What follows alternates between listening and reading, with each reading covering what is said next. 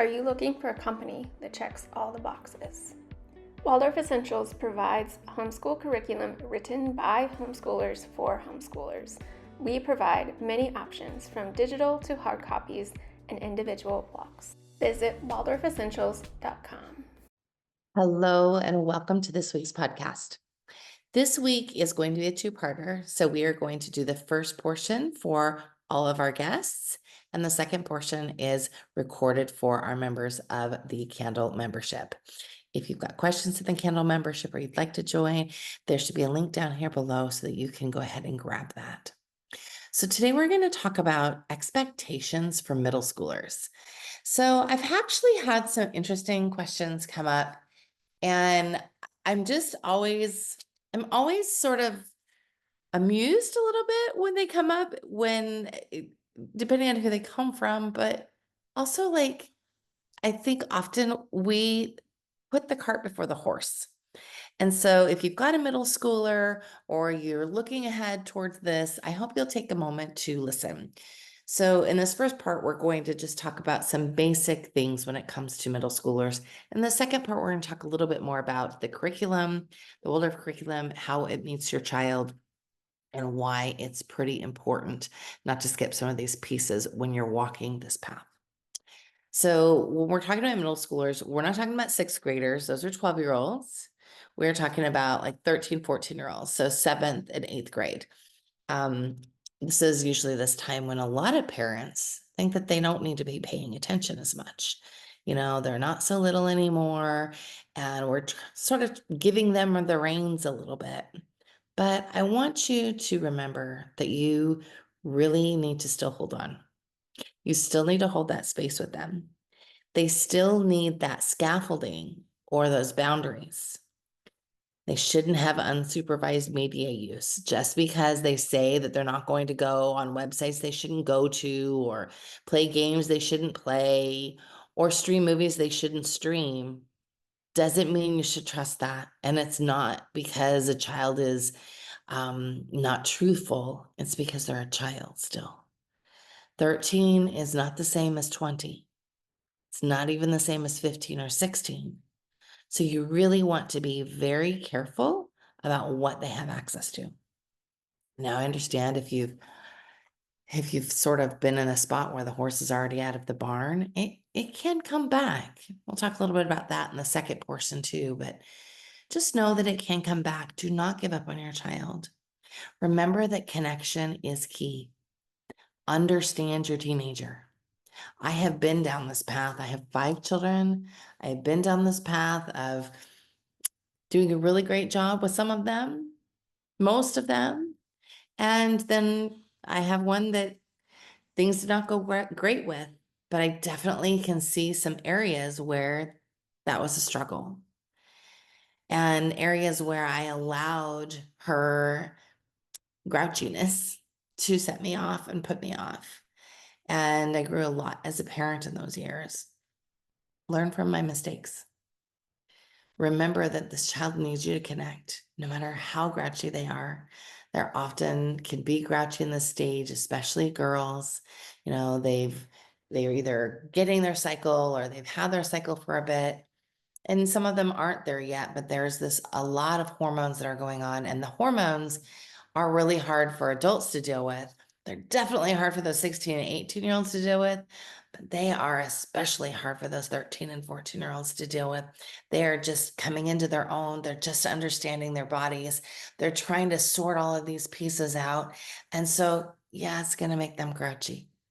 Some of them might be struggling with a little bit of depression or having more time on their hands and more time on their brain that they're used to having because they're awakening to new capacities.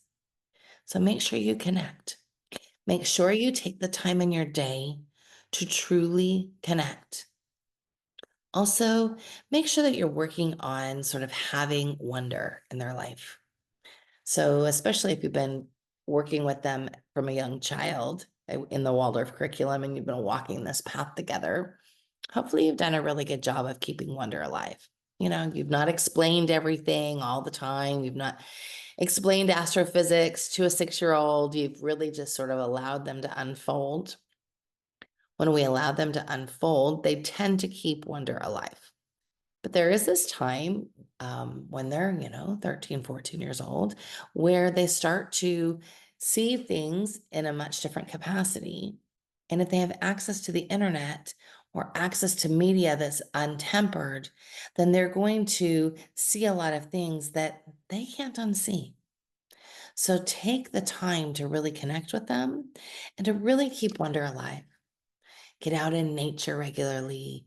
Having an animal is always helpful. So whether it's a dog or a horse or even a hamster or guinea pig or a spider, having that space of taking care of something else is super helpful. It's super helpful in drawing them out of themselves and helping them to have responsibility for something else and really not being so deep into themselves. I'm also going to highly recommend, I'm always recommending this, but service to others is super important. My older children all had service, and we've been, very much working on that as well with my younger two. Having service in their life really helps them at this stage to, again, not think so much about themselves. It helps them to not ruminate on all of the things that are moving through their minds, and it really helps them to sort of pull themselves out of their body. And that's really what we want to make sure we do for them on a regular basis. Movement is also something that's really important to keep this child moving. So kids around, sixth grade or so start to slow down a little bit. And unless they are active in something, then they're going to become more sedentary. And it's just sort of this natural progression. So we have to be on the other end of that, just kind of pushing them along a little bit.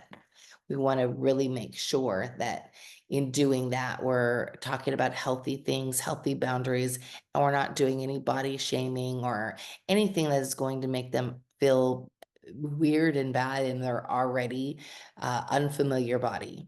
A body that maybe even felt familiar last year or didn't feel unfamiliar because their intellect wasn't so close to being born, now might feel very foreign to them. And so we really want to keep that in mind as we're talking about, healthy things and healthy boundaries with friends and healthy movement and those sorts of things. So I'm always trying to think to myself, how would I want somebody to say this to me? Or even deeper, are there times in my life when somebody wasn't so kind to me and I don't want to sort of bring that to my child?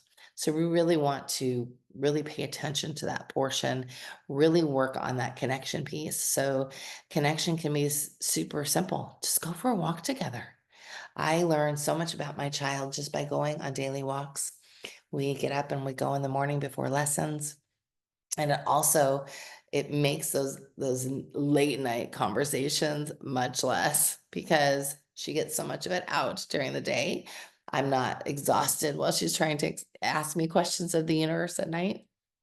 So I would highly recommend going on a walk. It doesn't have to be a long walk, but 15 minutes out the door, just the two of you, is huge.